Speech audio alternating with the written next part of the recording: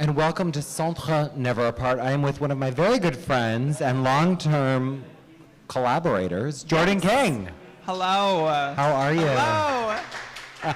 I'm fabulous. I'm so excited to be here. I am so excited that you're here. You know, it's really exciting that you're here at Never Apart because you're here for the very opening party.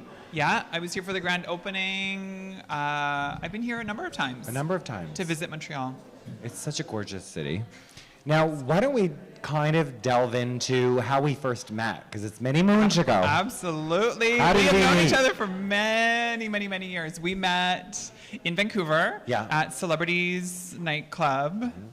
I think maybe was where the first place that I saw you. And then I remember meeting you at the Lava Lounge. Yeah.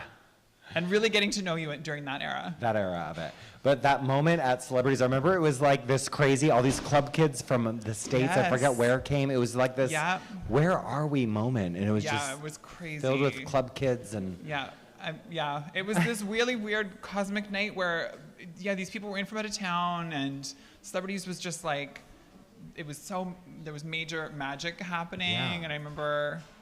I was maybe not of legal drinking age, but going out and... You were not of age. You had some sort of fake ID. Probably. Yeah. I guess. And just being like, wowed. I mean, it was like everything I'd ever dreamt a nightclub could be. And it was... In Vancouver. Yeah, it was in Vancouver. Because you were from Nanaimo, so you didn't have to travel too far. I think I was living in Vancouver at that point. Okay. Maybe I had it was like within a month of having moved to Vancouver. Right, and you're like, oh my God, this whole world and it was is here. It's here and it's real. Yeah. And it was never really quite like that again, one night, but it was enough to You're really like, oh my God, I in. love it. You put your foot in the water and it's like, oh my God, amazing. Yeah, and then it made me want to create more of that. Yeah, well, let's talk about your showgirl past. I was a showgirl, I guess. I was really heavily involved in nightlife in the early 2000s. Yeah, but in the 90s too, like with the whole drag culture that we were doing, House of Venus, I'm like, as soon as I saw you, I'm like, model, right? I remember modeling in many shows, many Wiggle shows. Yeah.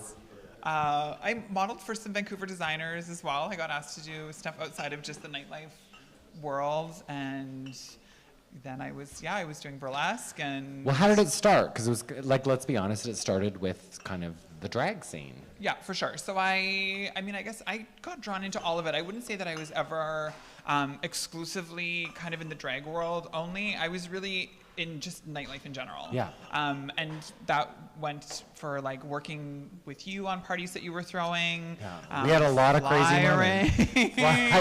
Outside of clubs, after the bar closed. You would model, you'd perform for us. Yeah, I performed. All of that. And then I think it was like probably around the time that Wiggle, just being a part of Wiggle and seeing what a mix it was of, I mean, that was like one show where there was a little bit of all of that, but in one show.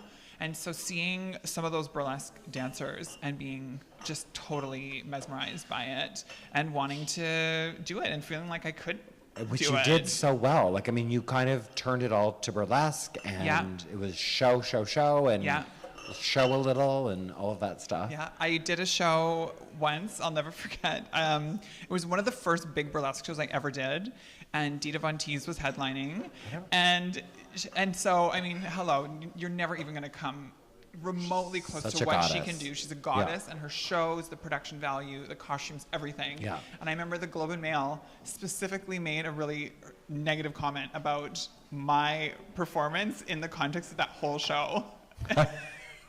Tell us, I don't know. It was like just something about like what a flop the opening act was, or like something really, and I mean, like what a devastating moment. It was so early in my, foray into burlesque, and I'm in this show that Dita Von Teese is headlining, and the reviewer in the Globe and Mail specifically. We'll find him. It was a female, anyways. Tell us about your path to makeup artistry.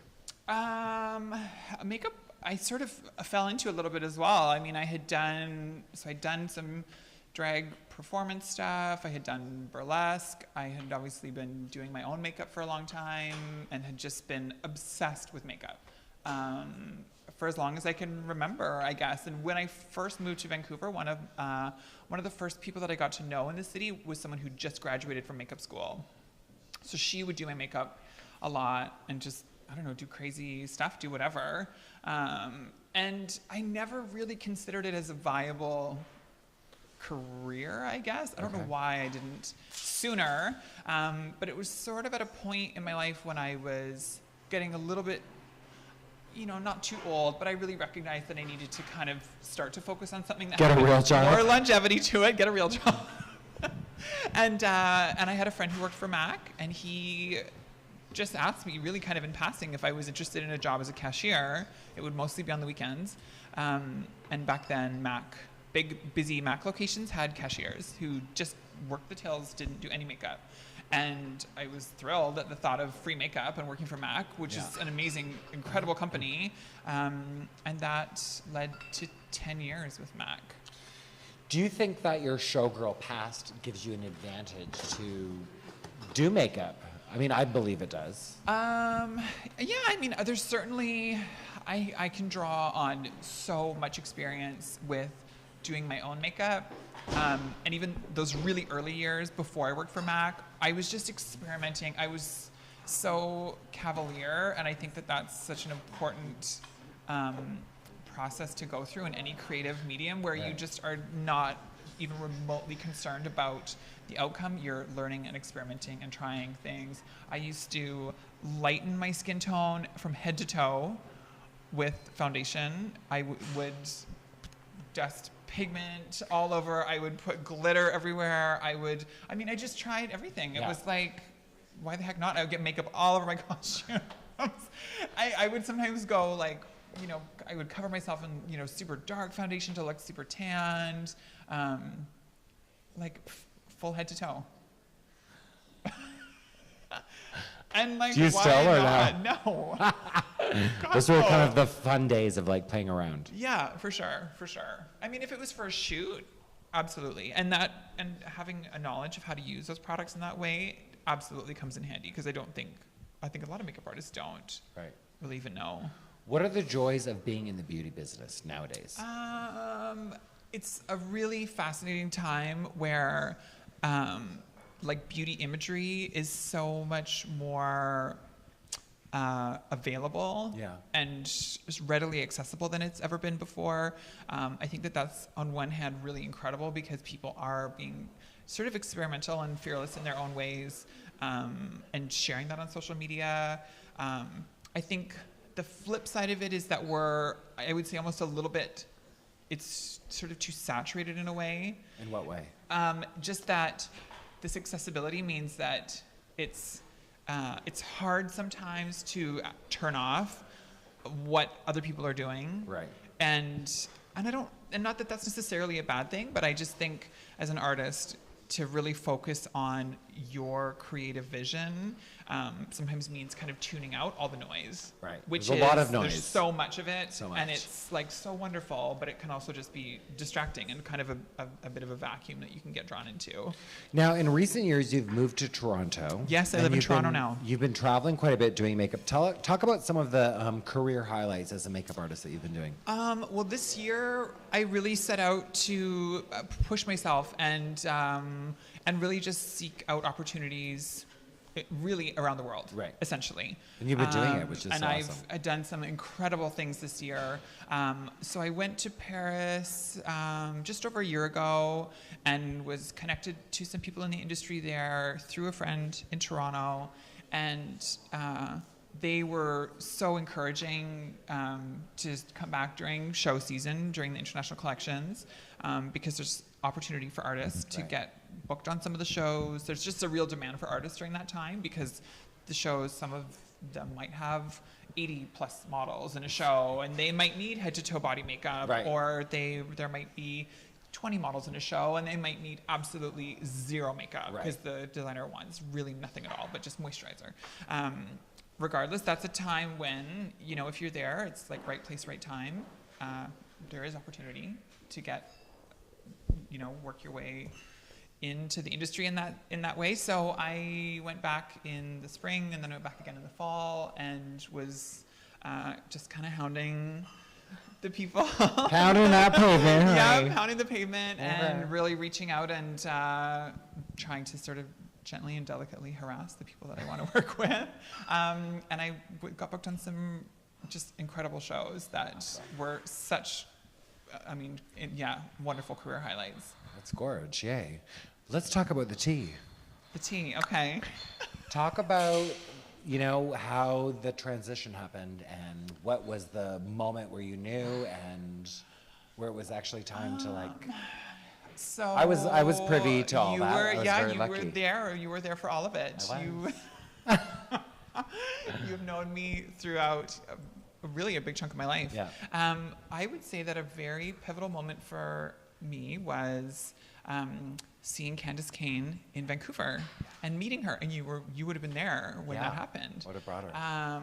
And for me, meeting her was a moment where I saw someone who was, you know, had transitioned and was gorgeous. And intelligent and totally down to earth and was kind of a celebrity. I mean, at the time through New York nightlife, she was performing and she was traveling around the world even. And I was just, to me, it was like it sort of, I could see, it was something clicked, and it was like I could see maybe what I had always dreamt of but didn't know was possible. Right. I feel like she opened the door for so many people. Totally. Of that era, absolutely. Because she just, really, she has always, she's a really kind of magical, powerful kind of being. And I think prior to that, there just really wasn't, I had never in my life encountered anyone who I felt was just somebody that I related to, I guess, in that sort of realm. I mean, obviously, it was something that I dealt with throughout my entire life. Right. But I would have been 18 when I met her, 17 or 18, and, you know, questioning a lot of things and definitely kind of floating in an androgynous kind of space and not really sure. But when you see someone like that, it's like, okay, wow. Like that's possible. That's possible. Yeah, totally. We love that about Candace. I know, gosh, and I'm pretty sure I've told that story to her. Maybe I think. I mean, I've met her many times now through you, but if not, you know, that's something else. She's gonna probably watch it here then. She watches. Who are some of the other trans icons that resonate with you? I mean, some of them might not necessarily be like trans themselves, but I mean, the people that spring to mind, like Grace Jones, who we were just talking about, and Dancing Too. She is such an icon. I think, and I watched. There's a clip. There was an interview that came out recently of her talking about being androgynous and being masculine and feminine and kind of embodying both of those concepts fully. And I think she still does that even to this day. Was I not talking to the mic the whole time? I think you're okay. Am I okay? I hope. But she, so she's somebody that I think of. My very, very dear friend, Miss Honey Dijon. Who's she? She's a DJ? A DJ. Yes, perhaps you've heard of her. Oh. She's a very dear friend, and she,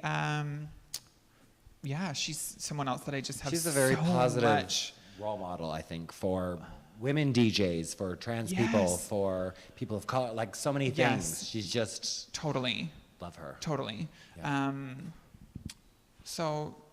I mean, who else? Kate Bornstein. I remember reading Kate Bornstein's book during that sort of pivotal time in my life, and that really resonated with me. I read Janet Mock's biography this year, which was also incredible. There's many, huh? There's now, many. In recent years, you got married. I got married. Let's talk about that. I got married. I got married 2.5 years ago. Yeah. And I've been with my husband for about 7 years. That's awesome. Although we first met 10 years ago. Okay. And dated. Now, I mean, for him, like straight identifying male, like that's a journey. For sure. So, I mean, I view you guys as such a positive role model couple. You know what I mean? Yeah. My mom says to me all the time that we're the healthiest couple out of any couple she knows. Of any couple anywhere. Yeah. Of any of her friend group, of even with my siblings. And you know, if my brother and sister are watching this, she's not saying that your relationships are unhealthy. She loves you too. She loves you too. Yeah. But she just, I mean, it's magical. Well, I think that's kind of the genius about doing this interview is like kind of, you know, being a role model to the youth that are coming up and like absolutely showing a very healthy relationship. Yeah, absolutely. Marriage. I think it's super important. Yeah, and even the notion of marriage is a sort of interesting topic, because I think a lot of people, and myself included, see that marriage is a bit of a construct, and that there's certain ways in which it doesn't really, in a sort of modern way, apply as much, you know, and especially to people from queer backgrounds and stuff. But I mean, yeah, we were like, we're getting hitched, and we're just, it's been gorgeous couple, magical. Yeah. What would be your advice for young trans people, you know, who are, you know, not in a great place? Like, you're kind of a really good example of it gets better. You know, I would say that, like, it's tricky because I think confidence is what's so important and what's so necessary. And I think it's hard to have confidence if you're at a place where you feel really weakened due to your life circumstances. Right. Whatever those might be, however adversely affected they might be.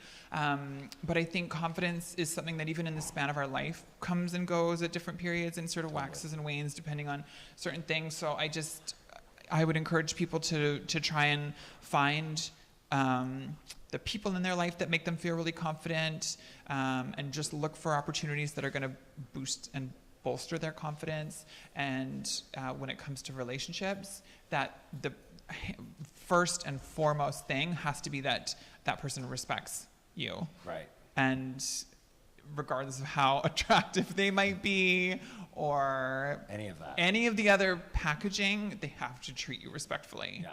That from there, you're going to get to know them. But that's the base. Since your transition and since we've known each other, so much has happened within the trans world. Luckily, we've had some great, you know, there's people who are in the media, and now it's not just this thing you never hear of. Like, you actually see and hopefully know people.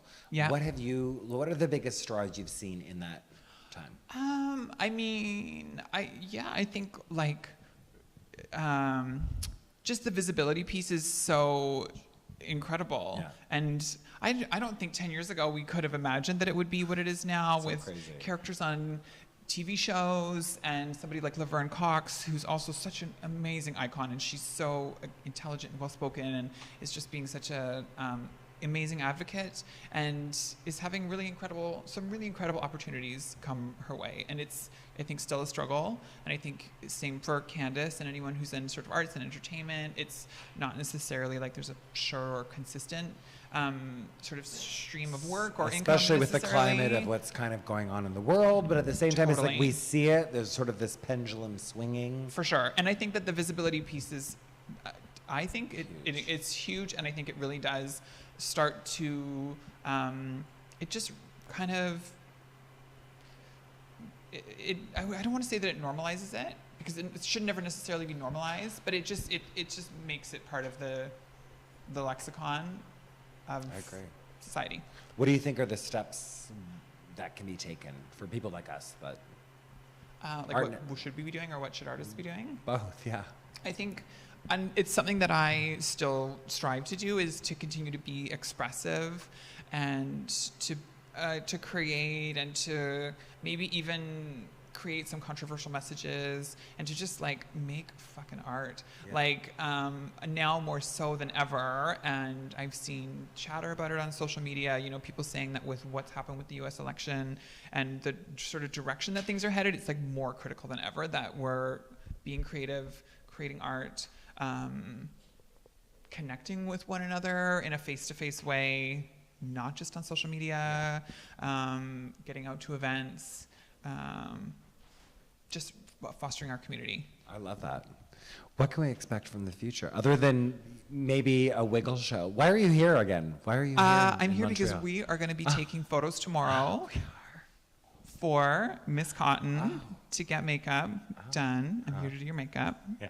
For a photo shoot tomorrow, because Wiggle is going to be launching on a bigger stage. It is, but what, for people who don't know what that is, in a nutshell, what is Wiggle? Well, Wiggle is it's a sort of fashion spectacle.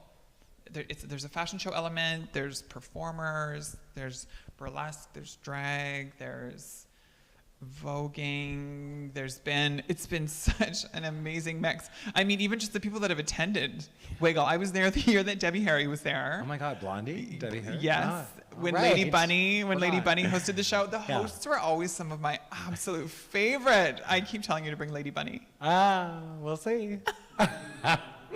Well, just see. I love you, Bunny. I love you too.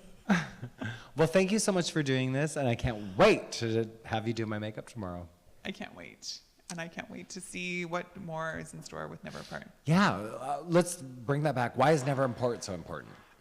Because I think Never Apart is like, all the things I was talking about that I think are so critical at this moment in time, which is actually bringing people together, creating art. Not online, right? Not Like, it's online, like, but let's actually connect. really like connecting people and throwing events and just creating art that's queer focused. And I mean, the Color by Icons was so Gorgeous. genius. And Didn't you paint one in Toronto? I did paint a color by Icons. I painted Marlene Dietrich, who I love. Yeah. Worship her. And so Well, thank you.